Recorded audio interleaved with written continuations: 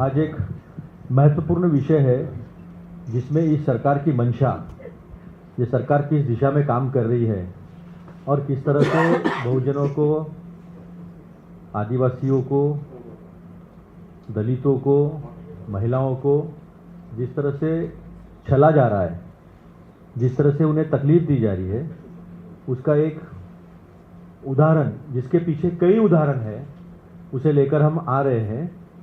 पहले हमारी सम्मानीय सांसद मुंबई की वर्षाताई गायकवाड़ जी, जो अध्यक्षा भी है मुंबई रीजनल कांग्रेस कमेटी की, वो पहले आपके सामने समक्ष अपना एक विषय रखेगी और उसके बाद मैं विषय रखूंगा। मैं विनती करता हूं वर्षाताई से कि वो अपनी बात रखें। मेरे साथी जिन्होंने आपको मार्गदर्शन किया अभी, वो हमारे सुलोंगे जी, जो हमारे प्रवक्ता भी है महाराष्ट्र प्रदेश के, और जैसे उन्होंने विषय की शुरुआत की, बहुजन, वंचित और महिला के लिए जिस तरह से जो है वो बीजेपी और आरएसएस की सोच है, वो आप सभी लोग भली भांति जानते हैं। आज इस पत्रकार परिषद के माध्यम से जो है मैं डॉक्टर संपदा मुंडे को न्याय दो, इस बात का आह्वान करने आई हूँ। 23 अक्टूबर को जब पूरा देश जो है वो भाई दूज मना रहा था, हमारे महाराष्ट्र में भी हम लोग सब समृद्धि के घर घर में दीप जला रहे थे। उसी वक्त हमने एक बेटी, एक बहन को खोया, जिसका नाम संपदा मुंडे है। मुझे उसकी थोड़ी पार्श्वभूमि आपको बतानी होगी कि संपदा मुंडे जो है वो एक निडर, कर्तव्यदक्ष, ईमानदार मेडिकल ऑफिसर थी। वो बीड जिले के जो है ग्रामीण जिले से गांव से आ रही थी, और मुझे ये कहना पड़ेगा कि वो जो है साधारण बहुजन समाज के परिवार से आ रही थी। उनके पिताजी जो है वो छोटे किसान हैं, अपनी बेटी को पढ़ाने का सपना वो पूरा करना चाहते थे, और इसीलिए जो है उन्होंने अपनी ज़मीन जो है वो गिरवी रखी ताकि उनकी बेटी डॉक्टर बने। एजुकेशनल लोन लिया और अपनी बेटी को पढ़ाने के लिए भेज दिया। संपदा मुंडे जी ने भी जो है डॉक्टर की डिग्री प्राप्त की और सातारा जिले के फलटन के एक उप जिला सरकारी रुग्णालय में वो काम करने लगी मेडिकल ऑफिसर के तय पे। आपको एक चीज़ इसमें मैं बोलना चाहूँगी, समाज के लिए और बाकी लड़कियों के लिए वो एक प्रेरणा का स्रोत बनी, और जिनके माध्यम से लोग जो है समाज के लोग इसकी तरफ देखने लगे। लेकिन आपको पता है कि जब जब इतिहास में हमने देखा है कि जब जब कोई सच की साथ देता है, सच की लड़ाई लड़ने के लिए काम करता है, तो किस तरह व्यवस्था जो है उसको विफल करने के लिए लग जाती है। मेरी आज इस माध्यम से यही है कि व्यवस्था ने उसे किस तरह से जो है वो सज़ा दी, इस मामले में मैं इस पर बात करना चाहूँगी। आज मैं उसके लिए शोक भावना तो व्यक्त करने आई हूँ, लेकिन हम इसमें उसके लिए जो है वो न्याय की मांग कर रहे हैं। साथ ही में उसके परिवार के लिए न्याय की मांग कर रहे हैं, और साथ ही जो अधिकारी ईमानदारी से, प्रामाणिकता से, सच्चाई से सरकार के सामने न झुकते हुए अपनी बात रखते हैं, उन सब के लिए मैं आज हक की बात करने के लिए आई हूँ, न्याय की बात करने के लिए आई हूँ। मुझे महाराष्ट्र के बारे में कुछ कहना है। आज महाराष्ट्र की आप अगर कानून व्यवस्था देखेंगे तो एनसीआरबी के अहवाल के अनुसार आपको बताना चाहती हूँ कि महाराष्ट्र की कानून की जो व्यवस्था है उसका भयानक पतन हुआ है। आज महिला अत्याचार की बात लीजिए, कस्टोडियल डेथ की बात लीजिए, राजनीतिक हस्तक्षेप की बात लीजिए, आज महाराष्ट्र में बड़े पैमाने पे हो रहा है। और आम नागरिक छोड़ दीजिए, आज अगर हम बात करेंगे ऑफिसर्स की, तो आज ऑफिसर्स के ऊपर भी जो है बड़े पैमाने पे जो है इसका वातावरण दिख रहा है कि वो सुरक्षित नहीं है। जब रक्षक ही भक्षक बने तो राज्य अपराधी बनता है। ये हमने पहले भी देखा है और हम आज भी देख रहे हैं। मैं आप सबसे कहना चाहती हूँ कि डॉक्टर संपदा की जंग किससे थी? डॉक्टर संपदा की जंग थी राजनीतिक दबाव और तंत्र की विफलता से। आप जानते हैं कि डॉक्टर संपदा मुंडे जो है वो राजनीतिक दबाव का सामना कर रही थी, और मुझे यहाँ पे कहना होगा कि महायुति के ही घटक पक्ष के अजित दादा, एनसीपी की पार्टी के जो है वरिष्ठ नेता धनंजय मुंडे जी ने कहा है कि डॉक्टर संपदा मुंडे जो है, आपको पता है कि जो है दबाव में थी, राजनीतिक दबाव में। अब ये सवाल आता है कि किसकी राजनीतिक दबाव में थी वो? तो मुझे यहाँ पे कहना होगा कि भाजपा के पूर्व सांसद रंजीत सिंह नाइक निंबाळकर जी और उनके जो शुगर फैक्ट्री के पदाधिकारी हैं और उनके 2 सहसचिव हैं, इनके माध्यम से जो लोगों के ऊपर जो हमला किया जाता था, कामगारों के ऊपर, मजदूरों के ऊपर, उसके लिए उनके ऊपर प्रेशर डाला जाता था कि उनको फिटनेस सर्टिफिकेट दिया जाए। और इस फर्जी काम में डॉक्टर संपदा मुंडे उनके खिलाफ थी, उनका विरोध कर रही थी। उसके साथ साथ ये भी कहा गया उनसे कि जो पोस्टमार्टम रिपोर्ट है उसको भी बदला जाए। ये दादा का आदेश है। अब ये दादा कौन है आप समझ गए हो कि पूर्व सांसद की इसमें बात हो रही है। साथ ही में उनको ये भी कहा गया, धमकाया गया कि अगर आप नहीं देंगी तो जो है हम जो है इसके पूरा आपको सबक सिखाया जाएगा। इस तरह से धमकाने का काम हुआ, उनको अपमानित भी करने का काम हुआ कि ये जो लड़की है वो क्योंकि बीड़ जिले से आती थी, बहुजन समाज से आती थी, तो ये बीड़ जिले से है, जहाँ वहाँ आने वाले मजदूर भी बीड़ जिले से आते हैं, उस तौर कामगार रहते हैं, तो ये फिटनेस सर्टिफिकेट नहीं देगी क्योंकि ये बीड़ वाली है। उनको इतना भी कहा गया, ब्लैकमेल भी किया गया कि अगर आप जो है इसको हम फिटनेस सर्टिफिकेट नहीं देंगी तो हमें जो है आपके वीडियो जो है वायरल करने पड़ेंगे। तो इस तरह से ब्लैकमेलिंग करने के बाद भी डॉक्टर संपदा मुंडे जी नहीं डरी। उन्होंने जो है पूरी तरह से, मैं बताना चाहती हूँ, इस सब चीज़ों का इनकार किया। उसके बाद उन्हें अपने वरिष्ठ जो अधिकारी है उनसे शिकायत की, पत्र लिखे, न्याय के लिए गुहार मांगी और इस मामले में उन्होंने, मैं सब डॉक्यूमेंट लेके आई हूँ, आज मेरे पास सब डॉक्यूमेंट है। 19 तारीख को जो है वो डॉक्टर संपदा जी ने जो है DYSP को एक पत्र लिखा। साथ ही साथ मैं बताना चाहूँगी कि ये जो 4 पन्ने वाला पत्र है, ये आपको मैं बताना चाहूँगी कि लास्ट में इसको सुसाइड नोट के साथ, जिसे आपने मालूम है कि उसको कंसिडर करने का काम किया है, जिसमें उन्होंने पूरी तरह से लिखा है कि राजनीतिक दबाव की वजह से जो है, आपको मैं बताना चाहूँगी कि उनको फर्जी सर्टिफिकेट देने के लिए मजबूर किया जा रहा है। उन्होंने ये बात वहाँ पे रखी है। और मैं उनके भाई का भी एक पत्र लेके यहाँ पे आई हूँ, जिन्होंने भी बताया है। साथ में मैं माहिती के अधिकार का भी कॉपी लेके आई हूँ, जिसमें संपदा मुंडे जी ने खुद इस बात का जो है पूरी तरह से ये किया है कि संपदा मुंडे जी ने कहा है कि मैं ये बताना चाहती हूँ कि ये जो मैंने केसेस की है, जो मैंने बातें की है बार बार, जिसकी मैंने चौकसी मांग की है, उस चौकसी मांग के लिए 19 जून से लेके 2025 से लेके 19 जून के अब मैंने 13 अगस्त तक जितने पत्र लिखे हैं, उस पत्रों के बारे में जो मुझे कोई कार्रवाई नहीं हुई है, इसकी मालूमात मिलनी चाहिए। उनके भाई ने भी उसी बात का जिक्र किया है, जिसका जिक्र मैंने आप सबके सामने रखा है। और मैं ये बताना चाहती हूँ आप सभी को, वरिष्ठ डॉक्टरों की जो है वो विभागीय जांच उनके ऊपर हुई। DYSP ने जो है उनके पत्रों को अनदेखा किया और ये जो व्यवस्था है, इस पूरी व्यवस्था ने जो है उनको विफल करने का काम किया। फिर वो इस बात को जो है उन्होंने लिखा है, अब तो ये सहन नहीं होता, मेरी मौत का ही यही कारण, यही न्याय दो। ये उन्होंने दोहार लगाई। उनके जो ये पत्र गए हैं, उनके जो लेटर ये गए हैं, जिसमें जैसा मैंने कहा कि माहिती के अधिकार के माध्यम से 19 जून में DYSP को, फिर जो कमेटी तकरार की आई उसका जो उन्होंने 4 पन्ने का एक्सप्लेनेशन किया, उसमें इन सभी में उन्होंने जो है पूर्व सांसद रंजीत सिंह नाइक निम्बालकर जी के बारे में उल्लेख किया है। लेकिन दुर्भाग्यवश आज भी उनको अटक नहीं हो पा रही, ये सब मुझे यहाँ पे कहना पड़ेगा। डॉक्टर संपदा के जो है अंतिम क्षणों की बात करते हैं। जब उनसे कागज़ छीन लिया गया तो आपको पता है कि उनका हाथ बोल उठा। आपको पता है कि जब सुसाइड नोट आई डॉक्टर संपदा की, उस सुसाइड नोट जो है वो हाथ पे लिखा हुआ, जिसका फोटो मैं लाई हूँ, आपने सबने देखा होगा। उनका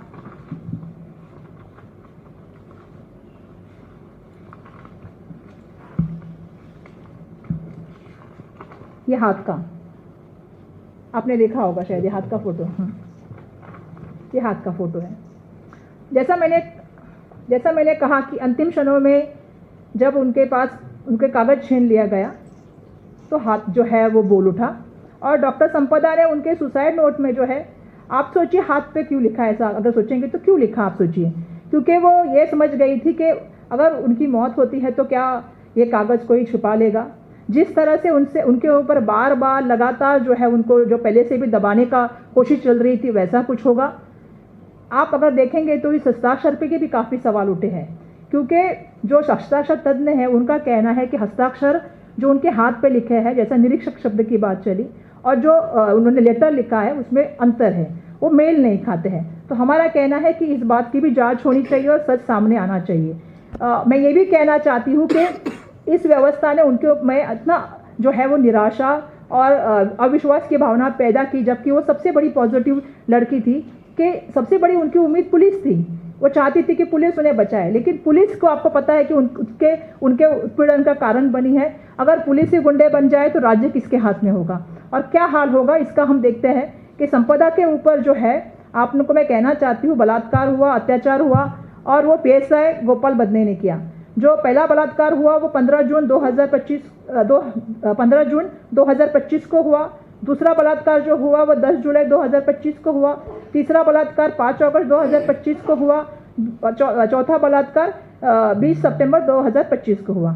और इसमें जो है उसको ब्लैकमेलिंग और धमकाने का काम किया। प्रशांत बनकर का भी नाम आया, जो शारीरिक और मानसिक उनका जो है वो उत्पीड़न करते थे, मारपीट करते थे, उनका अपमान करते थे, गाली गलौज करते थे। अगर आत्महत्या की बात निकले तो ये मैं कहना चाहूँगी कि आत्महत्या नहीं है, ये इंस्टीट्यूशनल हत्या है। ये हमारा पहले तो कहना है। मैं और भी चीज़ें कहना चाहती हूँ कि साजिश और दबाव का किस तरह से जाल बुना जाता है। हमारे राज्य के मुख्यमंत्री देवेंद्र फडणवीस जी जो है 2 दिन बाद फलटन गए। फलटन में मीटिंग आयोजित की।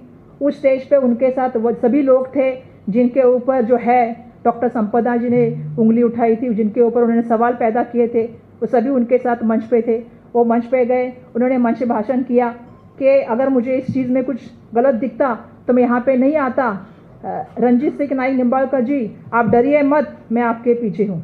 मैं उनसे सवाल करना चाहती हूँ कि जिस तरह से डॉक्टर संपदा ने बार बार पत्र लिखे, बार बार गुहार लगाई, पुलिस इंस्पेक्टर जो पीएसआई है उसके ऊपर जो है उन्होंने बलात्कार के आरोप लगे, इसके बावजूद भी आपने त्वरित किसी चीज़ की मालूमात, किसी चीज़ की चौकसी नहीं करते हुए क्लीन चिट क्यों दिया?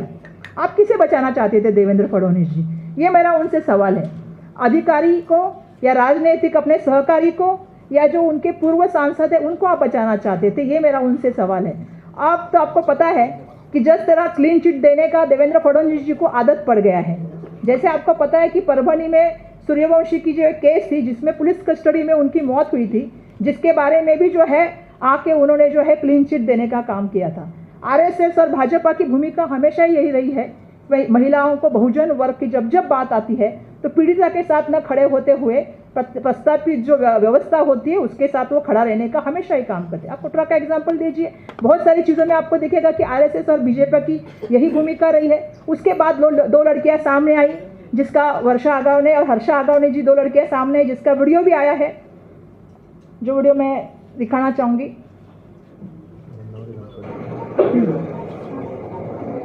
काय चालवले खासदार साहेब हे थांबवाय सगळं कुठं केसेस वगैरे किती अन्याय होणार आहे माझ्या आई वडिलांवरती।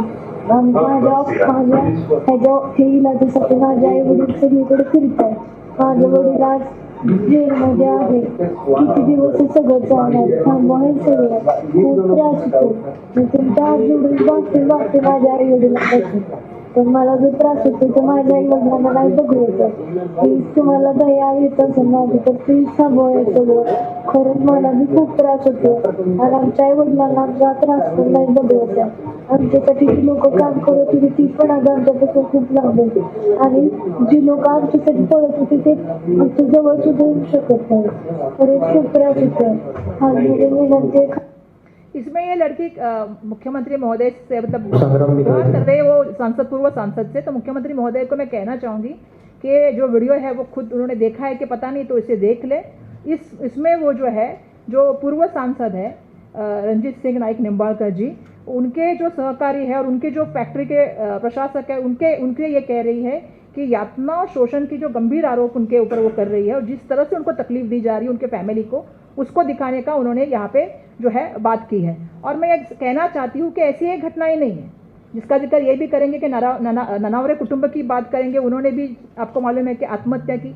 तो ये एक छोटा सा आपको दिखता होगा कि एक छोटा सा बात दिखाने का कोशिश कर रहे हैं, लेकिन ये घटना नहीं है, आपको समझना पड़ेगी।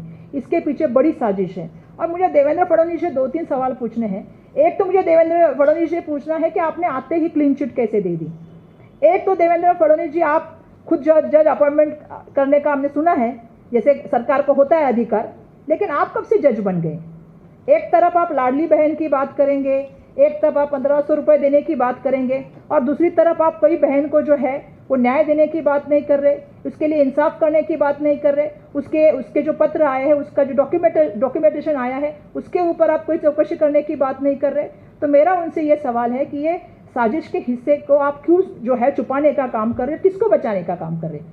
आपके पूर्व सांसद, आपके पार्टी के सहकारी या वहाँ के उपस्थित रहने वाले पुलिस अधिकारियों, किसको बचाने का काम आप कर रहे हैं, ये मेरा उनसे सवाल है। आज खुले तौर पे जो है सच की मांग यही है कि यह आत्महत्या नहीं है, यह हत्या है।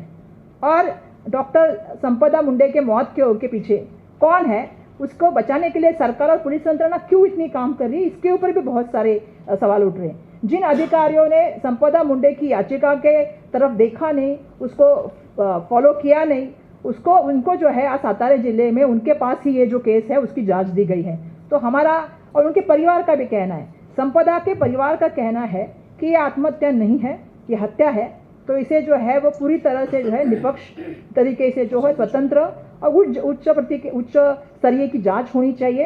ये उनके जो है वो परिवार की मांग है और मैं समझती हूँ कि उसका साजिश जो इसके पीछे का षड्यंत्र है उसका भी पर्दाफाश होना चाहिए, ये भी उनके परिवार की मांग है। उनका कहना है हमें संवेदना नहीं, हमें न्याय चाहिए।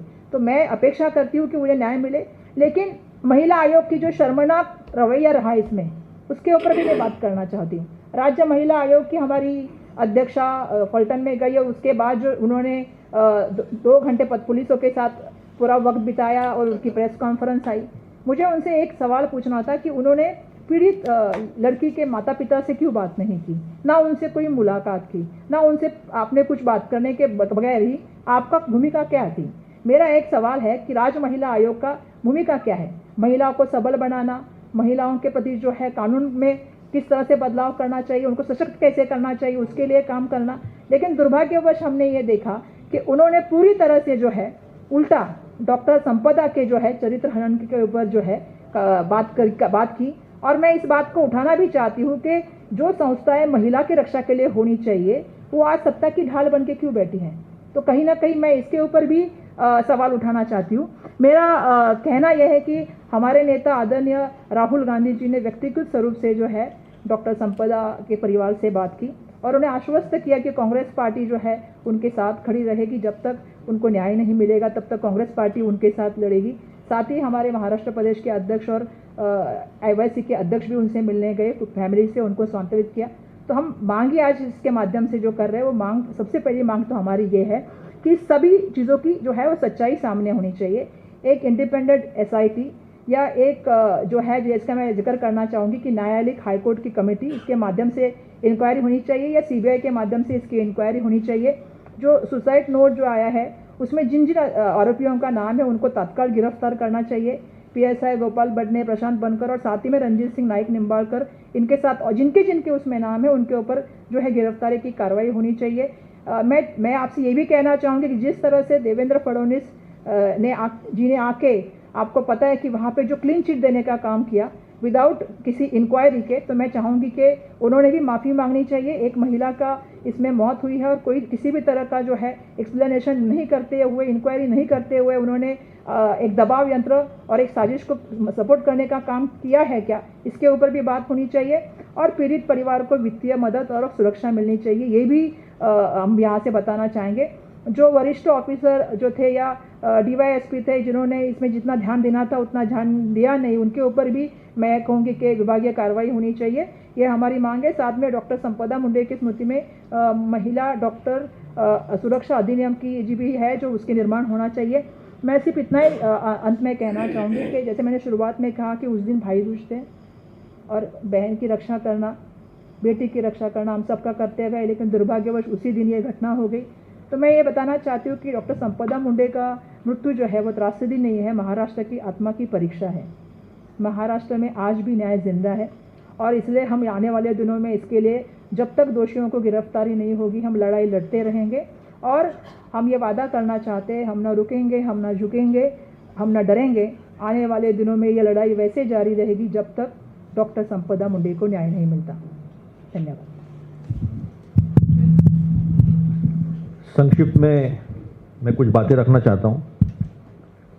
जिस तरह का पूरा ब्यौरा वर्षा जी ने आपके सामने रखा, उसके पीछे एक सोच है। वो सोच है संघ की सोच, RSS की सोच।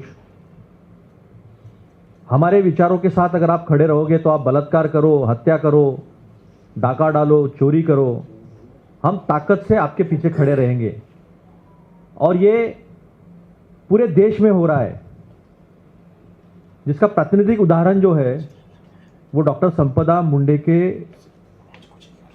जो हत्या हुई है, जो एक संस्थागत हत्या है, इंस्टीट्यूशनल मर्डर है, उसके माध्यम से पूरे देश के सामने हम रखना चाहते हैं कि ये 11 साल का जो शासन है केंद्र का और महाराष्ट्र का, वो जिस आरएसएस की विचारधारा पे चल रहा है, वो आरएसएस की विचारधारा बहुजनों, आदिवासियों, दलितों और महिलाओं के उत्पीड़न पे खड़ा है।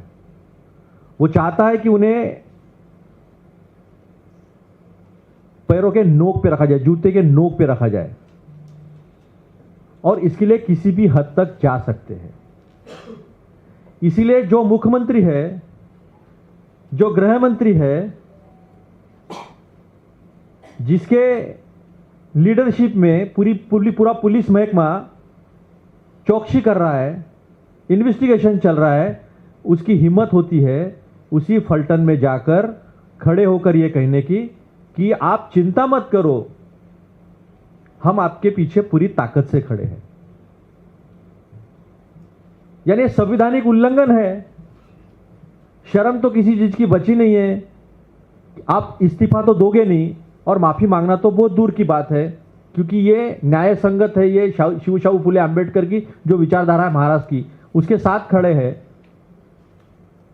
और ये उसके खिलाफ खड़े हैं, तो ये कभी माफी मांगेंगे या इस्तीफा देंगे ऐसा लगता नहीं। मैं तो सीधा सीधा कहता हूं, देवेंद्र फडणवीस जी को महाराष्ट्र का मुख्यमंत्री और गृह मंत्री रहने का कोई भी नैतिक और संवैधानिक अधिकार रहा नहीं। उन्होंने तुरंत इस्तीफा देके बाजू हो जाना चाहिए। अगर ऐसा अमित शाह जी या नरेंद्र मोदी जी नहीं कर सकते हैं, तो यह तय होता है कि एक लड़की पर, जो गरीब किसान की लड़की है, जिसने अपनी जमीन गिरवी रखकर उसे डॉक्टर बनाया, उसने भी अपने माता पिता के सपने पूरे किए, और एक लड़की बहुजन समाज की जब पढ़ लिख कर आगे आती है तो पूरे बहुजन समाज के लिए वो इंस्पिरेशन बनती है, प्रेरणा बनती है। उसे कैसे कुचला जा सकता है ताकि दूसरी कोई महिला, दूसरी कोई लड़की, आदिवासी समाज की, बहुजन समाज की, दलित समाज की आगे आकर इस तरह की हिम्मत न करे कि वो डॉक्टर बने, आईएएस बने, आईपीएस बने। इस तरह की दहशत जो है वो पैदा करने का काम जो है वो महाराष्ट्र में पहली बार हुआ है। इसी तरह का कठुआ में हुआ था, पूरी संस्था कठुआ में पीछे खड़ी थी। इसी तरह का हाथरस में हुआ था। उस मां का दुख जो है वो हमने देखा था कि हल्दी भी नहीं लगाने दी। तो किसको संरक्षण मिल रहा है और क्या संविधान से देश चल रहा है, नहीं चल रहा है, यह सोचना है देश की जनता को। क्योंकि आरएसएस के संविधान से यानी मनुस्मृति से देश अगर चलेगा तो वही होगा जो 12 दिसंबर 1949 को हिंदू कोड बिल के नाम से सभी महिलाओं को समानता का, आर्थिक समानता का, शिक्षा का, अपने पैरों पर खड़े रहने का जब अधिकार दिया जा रहा था, तो रामलीला मैदान में, यही दिल्ली के रामलीला मैदान में पंडित जवाहरलाल नेहरू जी, तत्कालीन प्रधानमंत्री और तत्कालीन कानून मंत्री डॉक्टर बाबा साहब अम्बेडकर के पुतले जलाए जा रहे थे। वो सोच आज भी 77 साल के बाद इस देश में अपना सर उठाकर संविधान को कुचलने का काम कर रही है। क्या ये देवेंद्र फडणवीस जी को शोभा देता है? जिसकी जांच चल रही है, पुलिस महकमा जिसके अंडर में है, वो खुद जाकर अगर क्लीन चिट दे रहा है, तो इसका मतलब ये होता है कि वो संदेश दे रहा है अपने महकमे को कि खासदार सांसद निंबालकर जी को, रंजीत सिंह निंबालकर जी को हाथ लगाना नहीं है, उनके ऊपर कोई गुनाह दाखिल करना नहीं है। मैं एक वीडियो दिखाना चाहूंगा आपको। ये जो देवेंद्र फडणवीस का रावण राज है महाराष्ट्र में, संग्राम देखिए ये नन्नावरे जी, ये पति पत्नी का वीडियो है जिन्होंने आत्महत्या की। दोघांच्या आत्महत्येच्या पाठीमागे 4 जण जबाबदार आहेत। डॉक्टर मुंडे यांच्या आत्महत्या प्रकरणात माजी खासदार रणजितसिंह निंबाळकर यांचं नाव चर्चेत आलं होतं। त्यानंतर एक जुना व्हिडिओ सध्या व्हायरल होत आहे। फलटण सातारा येथील दाम्पत्यांनी आत्महत्या करण्यापूर्वी व्हिडिओमध्ये माजी खासदार रणजितसिंह निंबाळकर व इतर राजकीय नेत्यांचे नाव घेत आमच्या आत्महत्यास हे सर्व कारणीभूत आहेत। आता या व्हिडिओ नंतर देवेंद्र फडणवीस हे निंबाळकर यांच्यावर कोणती कारवाई करणार का, याकडे सर्वांचं लक्ष लागलं आहे। संग्राम निकाळजे, त्याला मदत करणारा रणजितसिंह नाईक निंबाळकर आणि ज्ञानेश्वर देशमुख वकील, नितीन गार्गे देशमुख वकील हेच जबाबदार आहेत आणि हेच जबाबदार राहतील. आमच्या दोघांच्या आत्महत्येच्या पाठीमागे हे 4 जण जबाबदार आहेत. आणि बाकी पोलिसांनी आणखी शोधावं त्याच्यामध्ये कोण आहे कोण नाही सगळ्यांची शोध काढावी आणि चांगल्या पद्धतीने चौकशी करावी. अब इस महिला पर मौका लगाया गया है, ईडी की रेड हुई है, प्रताड़ित किया गया है और इसकी कोई जांच नहीं है. ये 10 मुआ रावण जो है ये अलग अलग मुंह से बात करता है. कभी पडलकर बात करते हैं, कभी नीतीश राणे बात करते हैं, कभी मोहित कंबोज बात करता है और कभी कभी नाइक निंबालकर जैसे सांसद कंसंट्रेशन कैंप चला रहे हैं. फलटन का पुलिस स्टेशन जो है वो कंसंट्रेशन कैंप बन चुका है. 1 मिनट में 4 एफआईआर, 277 एफआईआर सामने रखने के बाद भी अगर महाराष्ट्र के मुख्यमंत्री का कलेजा अगर नहीं थर्राता होगा, नहीं पसीजता होगा, तो महाराष्ट्र में संविधान शाहू फुले अंबेडकर जी जिन्होंने सामाजिक आंदोलन के धूली रहे हैं, उनके महाराष्ट्र को किस दिशा में ये लेकर जा रहे हैं और आने वाले दिनों में पूरे देश की जो महिलाएं हैं जिनको ये बहन बहन बोलकर 1500 रुपये देते हैं, उनके बारे में इनके दिल में सही में इज्जत क्या है, ये प्रदर्शित करने वाली ये 2-3 घटनाएं हैं जो स्पष्ट रूप से सामने आई है कि एक डॉक्टर महिला को आत्महत्या करनी पड़ी है. पढ़ी लिखी डॉक्टर महिला को अपने हाथ पे सुसाइड नोट लिखनी पड़ती है, जिसे डाइंग डिक्लेरेशन भी कहते हैं. 2 डाइंग डिक्लेरेशन आपके सामने रखे हैं, तीसरा आपके सामने हाथ में जो लिखा है उसने वो रखा है. और उसके बावजूद अगर नाइक निंबालकर सांसद, ये केवल बीजेपी का सांसद है, इसलिए अगर स्पॉट फ्री घूमता होगा तो इस देश का संविधान बचा है क्या, संविधान से ये देश चल रहा है क्या, इस पे कई सवालिया निशान खड़े होते हैं. हम मांग करते हैं ऐसी एसआईटी फॉर्म की जाए जिसे सीबीआई के समकक्ष पूरे पावर दिए जाए. वो तटस्थ पुलिस हो, पलटन के ना हो. जो डीवाईएसपी है, जो पीएसआई है, जो बनकर है, उनकी पूरी तरह से जांच हो, विभागीय जांच हो पुलिस अधिकारियों की, एसपी की भी जांच हो कि उसकी भूमिका क्या रही है, राजनीतिक दबाव किस तरह से आया है, और देवेंद्र फडणवीस जी जो कि मुख्यमंत्री है उन्होंने क्लीन चिट देने की हिमाकत कैसे की, उसके पीछे क्या राजनीतिक षड्यंत्र था, इसको भी जांच के दायरे में लाया जाए. आरएसएस के राज से, आरएसएस के विचार से, आरएसएस के मनुस्मृति से ये देश नहीं चलेगा. इसका संज्ञान खुद हमारे नेता प्रतिपक्ष राहुल गांधी जी ने लिया है. उन्होंने परिवार को वादा किया है कि आपकी न्याय की लड़ाई में हम आखिरी तक आपके साथ में खड़े रहेंगे.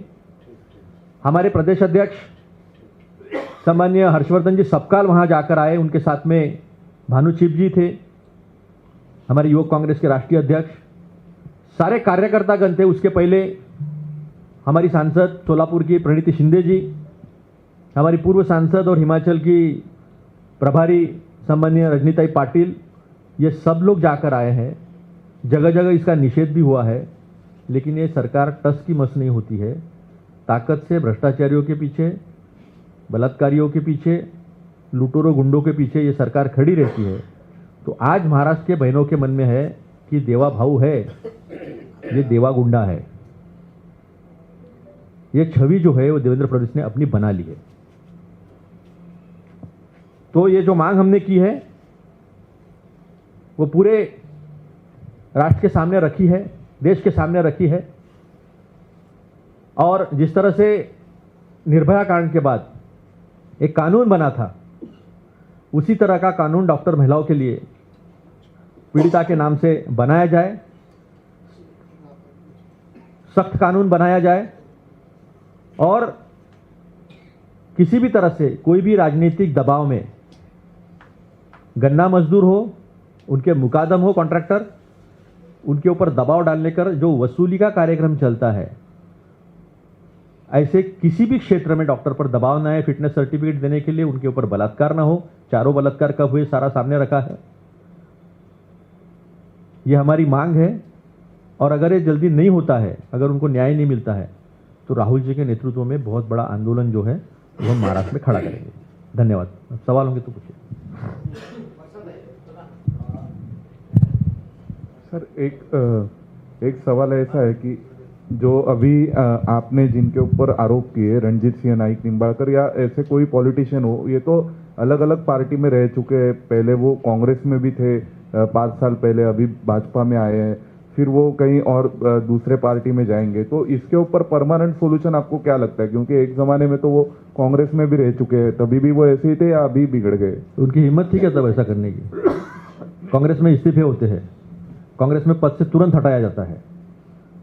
और आपने देखा है 2014 के पहले कितने इस्तीफे हुए हैं, जिन जिन पर आरोप हुआ इस्तीफे हुए हैं।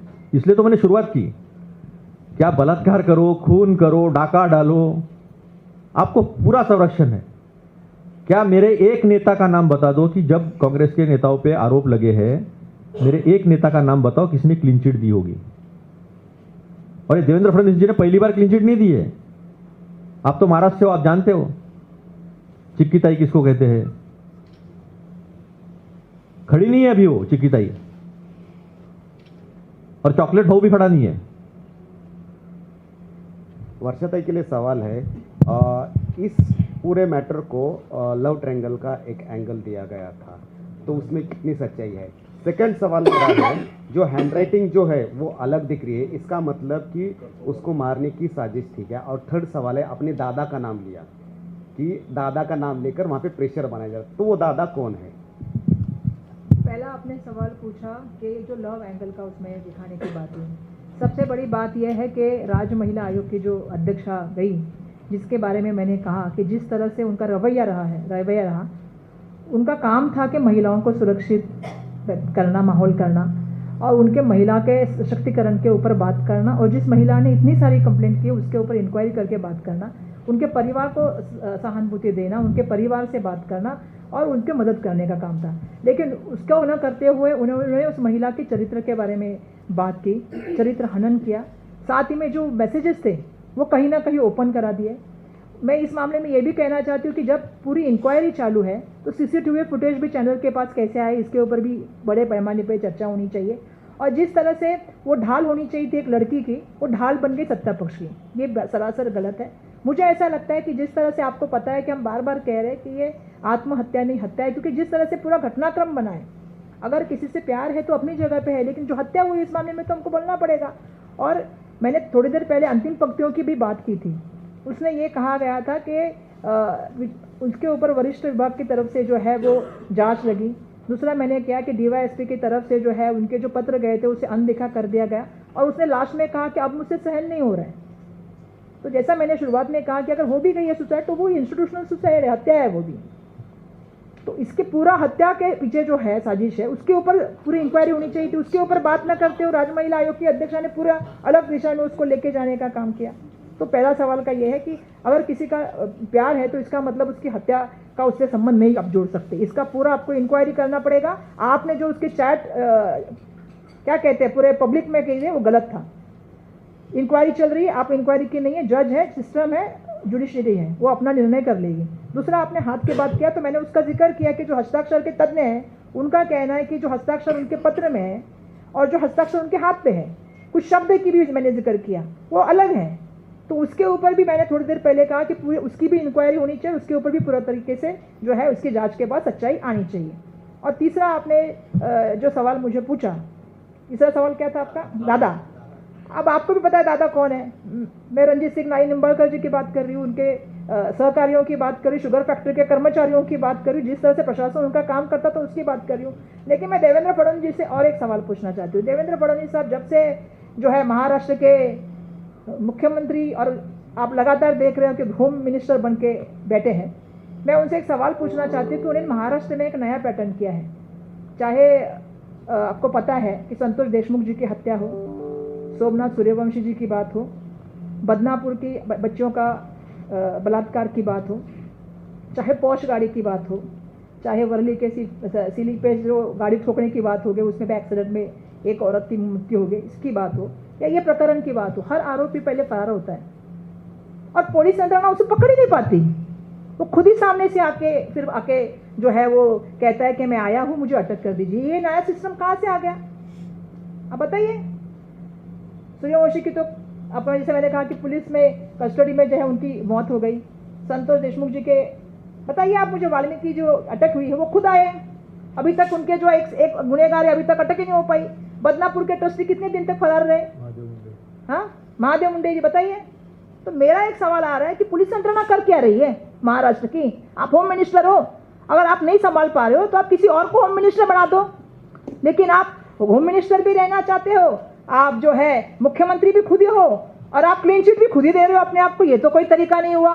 आप जज थोड़ी ना हो, न्याय व्यवस्था आज भी मौजूद है और जिस तरह से महिला के साथ हुआ, आपने तो महिला के प्रति सहानुभूति करनी चाहिए थी। आप खुद को कहते हैं मैं भाऊ, आप तो भाऊ हमको कहीं दिखे नहीं। आप तो प्रस्तापित व्यवस्था के साथ खड़े रह गए, अपने पार्टी के पूर्व सांसद के साथ खड़े रहे, आप तो पुलिस यंत्रणा के साथ खड़े रह गए। जिनके ऊपर सवाल उठ रहे हैं उनके साथ आपने स्टेज शेयर किया, तो आप किस चीज की बात कर रहे हो?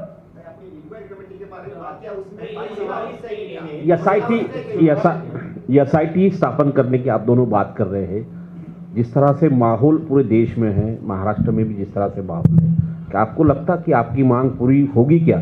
अगर नहीं होती है तो आपके सामने क्या रास्ते हैं? आंदोलन। इतना स्पष्ट तरीके से उस महिला ने लिखा है, चौथा बलात्कार जब 20 दिसंबर को हुआ, उसमें लिखा है थाने में बुलाकर फिर हमला, कहा अभी फिटनेस नहीं दिया, देख लो इसके बाद ब्लैकमेल, वीडियो वायरल कर दूंगा। इतने स्पष्ट तरीके से हाथ पे लिखा हुआ डाइंग डिक्लेरेशन है, उसके ऊपर कार्रवाई नहीं होती है। क्या जनता ये सहन करेगी? क्या इस देश की महिलाएं, जिन्हें लाड़की कहा जाता है, कहीं लाडली कहा जाता है, तो बीजेपी का सही चेहरा जो है, असली चेहरा जो है, घृणित चेहरा जो है, वो स्पष्ट तरीके से सामने आया है। और कितने सबूत सामने रखना चाहिए? मैं मीडिया को भी विनती करूंगा, मैं, ये विषय राजनीतिक नहीं है, ये विषय तुम्हारे हमारे बहनों का है, माताओं का है, बच्चियों का है। आपने भी इसे जोर शोर से उठाना चाहिए और सरकार से मांग करनी चाहिए। सरकार को बाध्य करना चाहिए, हमारे साथ मिलकर हमारा साथ देना चाहिए, क्योंकि ये महिलाओं के अधिकार का सवाल है, बहुजनों के अधिकार का सवाल है। मजदूरों को मारा जाता है, पीटा जाता है, फिटनेस सर्टिफिकेट जबरन लिया जाता है और फिर उनको बदनाम करने की कोशिश की जाती है। ये घिनौनी हरकत नहीं है। एक महिला आयोग की अध्यक्ष है, सदस्य, आपने पूछा कि महिला सदस्य की मांग करोगे क्या आप, तो ये एक घिनौनी सोच है। ये महिला पुरुष से परे है। महिला अध्यक्ष जाकर वहां कहती है, लांछन लगाती है उसके चरित्र पर, तो क्या महिला और क्या पुरुष? सोच की बात है, ये न्याय देने की बात है, न्याय संगत बात करने की बात है। तो हमारी मांग है न्याय मिले। अब सपने तो वापस ला नहीं सकते। माता पिता ने जमीन गिरवी रखी, जमीन गिरवी रखकर उसको डॉक्टर बनाया, उसने भी सपने पूरे किए। और आप सब लोग महाराष्ट्र के लोग जानते हो, 32 लाख लोग, उसमें ज़्यादातर 90% किसानों के बच्चे और बच्चियां जो है वो पढ़ाई कर रही है एमपीएससी की, अलग अलग कॉम्पिटिटिव एग्जामिनेशंस की। वो ऐसे ही, किसी ने गहने बेचे, किसी माँ ने, किसी ने खेती बेची है, किसी ने खेती गिरवी रखी है और अपने अपने सपने पूरे करने के लिए आते हैं। और अगर उनके साथ ऐसा सिला होता होगा, सिस्टमिक मर्डर होते होंगे, कस्टोडियल मर्डर होते होंगे, तो उसके पीछे खड़ा रहना अपना काम है।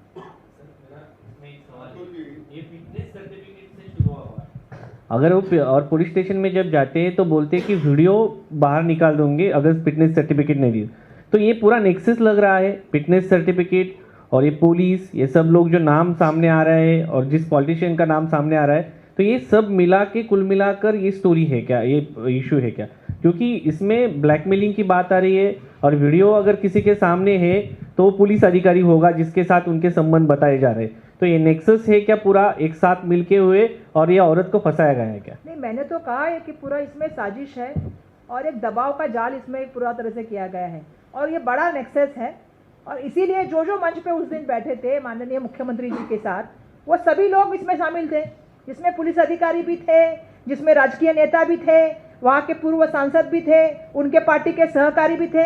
तो मैंने तो शुरुआत में ही अपनी बातों में ये कहा है कि जिस तरह उस लड़की ने बार बार शिकायतें की, मदद की गुहार की और अपनी बात रखने की हर कोशिश की, चाहे वरिष्ठ अधिकारी हो, चाहे DYSP हो, और उसके बाद जब वो विफल रही तो उसने यही कहा कि मेरी सभी चीज़ों को जो है अनदेखा किया गया, और उसके मौत के बाद उसको अपेक्षा थी कि उसको न्याय मिलेगा। ऐसा बिल्कुल ये सही कह रहे हैं कि एक महिला को प्रति देखने का नज़रिया जो है वो अलग होना चाहिए। इसीलिए मैंने जानबूझ के शुरुआत ये की कि उस दिन जो था वो भाई दूज थी, और ऐसे समय में अगर बहनें सुरक्षित नहीं है, राज्य के मुख्यमंत्री किसी बात की इंक्वायरी नहीं करते हुए आते हैं और क्लीन चिट देते हैं और कहते हैं मैं आपके पीछे हूँ, तो इससे बड़ा साजिश और दबाव का जाल क्या हो सकता है, इससे मुझे आप बताइए।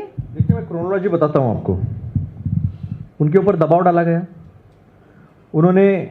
उनको विभागीय जांच में फंसाया गया, उन्होंने शिकायत दर्ज की थी, उसके बाद सूचना अधिकार के तहत उन्होंने उनकी शिकायत पर क्या एक्शन ली गई उस पर सवाल खड़े किए थे। ये 5-6 महीने का सिलसिला है, किसी के ऊपर भी कोई एक्शन नहीं लिया गया, ना उन्हें कोई जवाब दिया गया।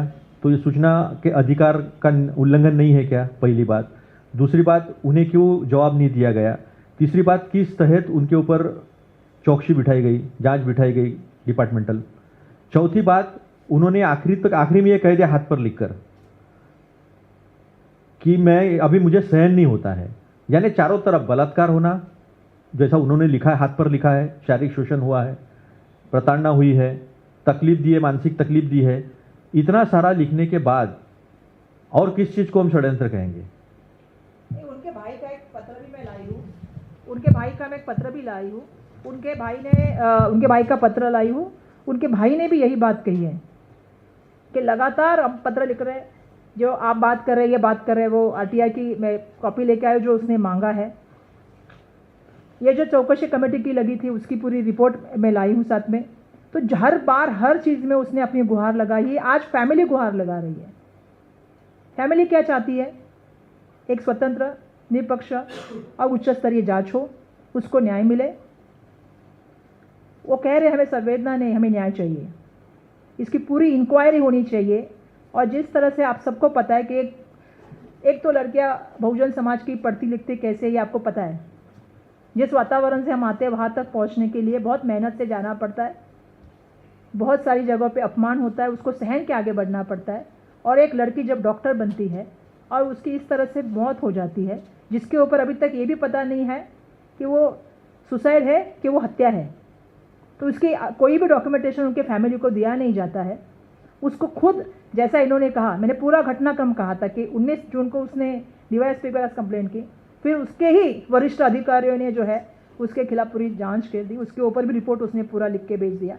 इतना सब करने के बाद भी जो है उसको न्याय नहीं मिल पा रहा है। आज मौत होने के बाद भी उसको न्याय नहीं मिल पा रहा है। तो हम सबकी जिम्मेदारी है, इस भारत के नागरिक, जो जो इस देश के संविधान में यकीन करता है, जो जो आपको पता है कि बहुजन वर्ग से आता है, गरीबी से आता है, किसान का बेटा है, किसान की बेटी है, कामगार मजदूर का बेटा बेटी आती है, उनके लिए खड़ा रहना ये हम सबकी जिम्मेदारी है।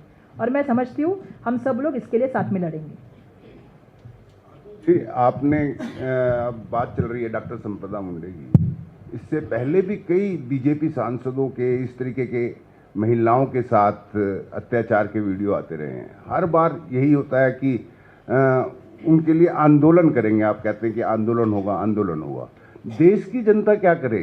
देश की जनता तो विपक्ष की तरफ ही देख रही है। और आप वो आंदोलन कब करेंगे? क्योंकि आंदोलन हो नहीं रहा, चाहे वो केरला का मामला हो, कर्नाटक का मामला हो। आपने RSS की बात की, केरला में भी पुरुष ने, एक लड़के ने सुसाइड किया, कर्नाटक में एक सांसद की कई वीडियो सामने आए। इस तरह के कितने सारे मामले हैं। लेकिन वो आंदोलन की बात आप कहते जरूर हैं, लेकिन वो आंदोलन कभी कहीं नजर नहीं आता। और शायद आपने देखा नहीं होगा, हाथरस में आदरणीय प्रियंका जी को किस तरह से हाउस अरेस्ट करके रखा था, गंदी सी रूम में रखा गया था। राहुल जी को वहाँ जाने से रोका गया था, किस तरह का आंदोलन किया था वो आपने देखा। जिस रेवन्ना की आप बात कर रहे हो, जिसका प्रचार आदरणीय सम्माननीय प्रधान सेवक, उन्होंने कहा था कि इनको वोट यानी मुझे वोट, उसको भी जेल में जाना पड़ा। उसकी इंक्वायरी हमने ही की, क्योंकि हमारी सरकार थी वहाँ पे, तो हमने इंक्वायरी ईमानदारी से की। जैसे वोट चोरी की इंक्वायरी की, 2 रुपये वालों का भाव 80 रुपया हो गया, हमको पता ही नहीं चला। शायद उनको DA दिया होगा, डियरनेस अलाउंस। और इन्होंने तो परचम ऑस्ट्रेलिया में फड़काया है।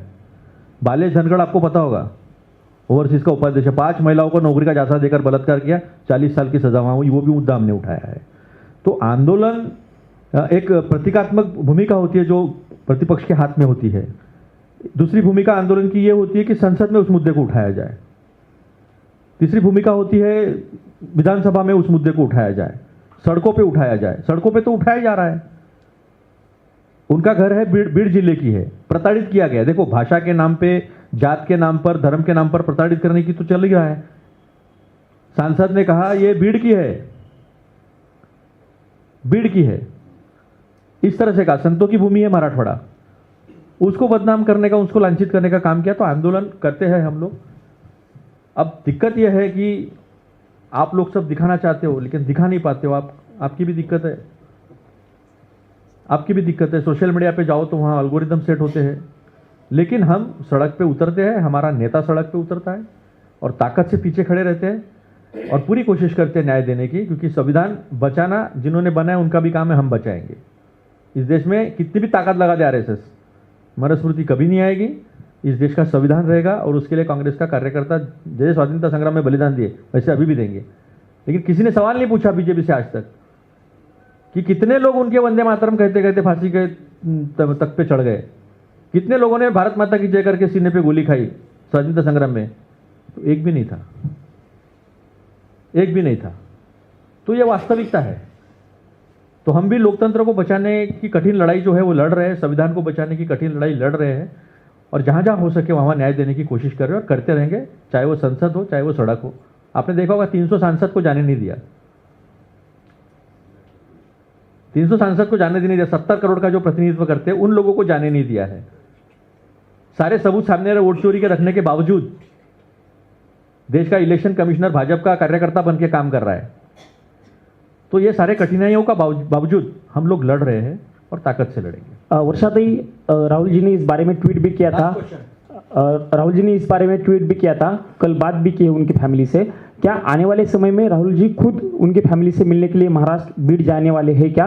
उस बारे में कुछ बातचीत हुई है क्या? क्योंकि राहुल जी ने तो आश्वस्त किया है हम उनके साथ खड़े रहेंगे, लेकिन वहाँ उनके फैमिली के मिलने के लिए राहुल जी जाने वाले हैं क्या? देखिए, बिल्कुल राहुल जी ने वैयक्तिक स्वरूप से उनसे बात की, फैमिली को आश्वासन दिया है कि कांग्रेस पार्टी उनके साथ खड़ी रहेगी।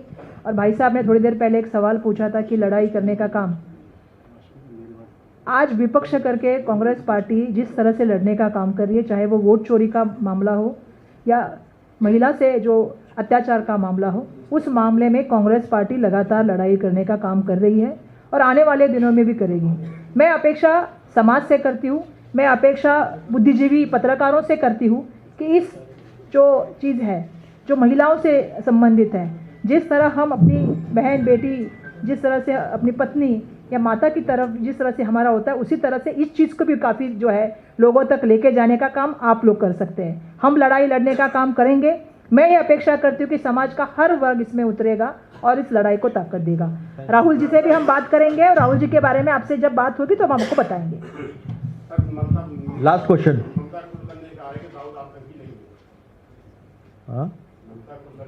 भाई साहब, आप आज डॉक्टर संपदा मुंडे के ऊपर बात कीजिए। एक औरत, एक महिला डॉक्टर की मौत हुई है और इतनी बड़ी महत्वपूर्ण बात में आप